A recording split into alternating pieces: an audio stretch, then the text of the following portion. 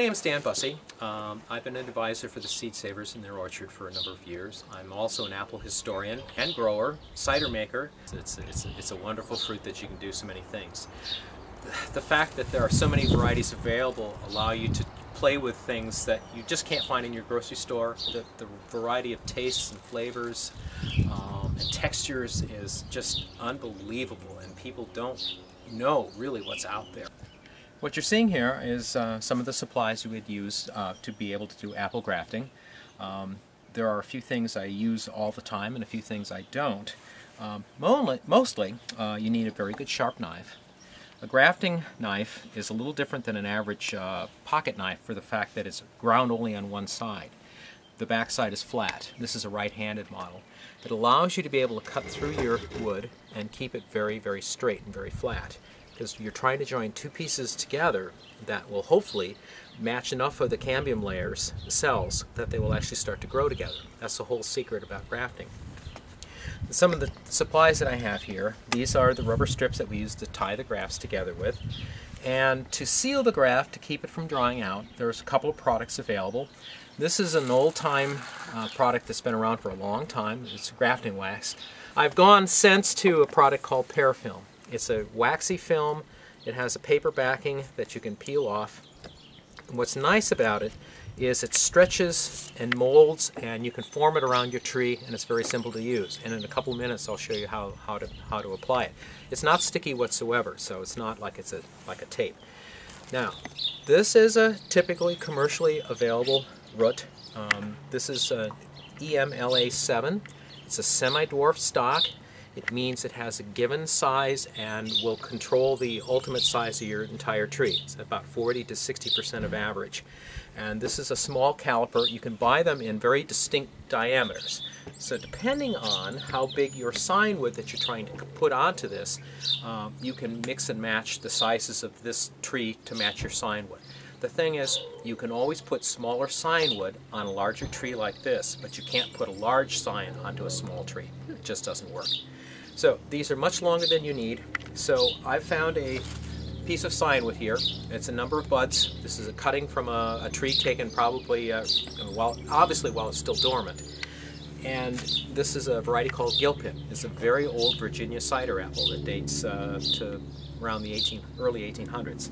Anyways, all we are trying to do is add a spot of this whole piece, about 4 or 5 buds that we'll introduce onto this, tie the two together, and hopefully get them to grow. So you take your grafting knife, find a spot above a bud here, put your knife against it, and you basically pull it through, trying to make a very long ellipse. So then what I do with this rootstock then is find a spot that the diameter is about the same, and it looks like a good place right about here. And I will take my knife, set it against, and then pull it through. There are different techniques for doing this, but this is one I found that works really well.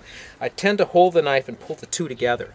By having my thumb behind the cut, I can control how much pressure I put on it to make it cut smoothly. Actually, the diameters are almost exactly the same, and that's what we're after. So this method is called whip and tongue grafting. You would take your knife blade, set it about 1/3 of the way from this outer tip, lay it on here, and make a little back cut. Not very deep, just underneath the first one. Then we make a matching cut on the sign wood. There's the outer tip. Set your blade about 1/3 of the way, and then make this slightly little backwards cut. And then what happens is that you can interlock these two pieces, so they fit much snugger than they would otherwise. So all this root control or support as far as growth is about 3 or 4 buds. That's it. So we'll count about 3, 1, 2, 3, 4, and I will snip this off. And this is what we're going to tie together.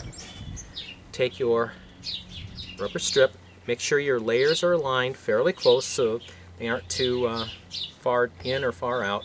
Set your rubber band, hold it with your thumb, wrap it around, then take your rubber band and wrap it over the top. And see, it's held now, it's pinched in there. By putting a little bit of pressure, stretching it, and then winding it up and down here, you bind that graft together. And then back down again. Alright, I'm getting down to the end. you take this little piece, wrap it over your thumb, wrap it behind here, and roll it off, and it's tied.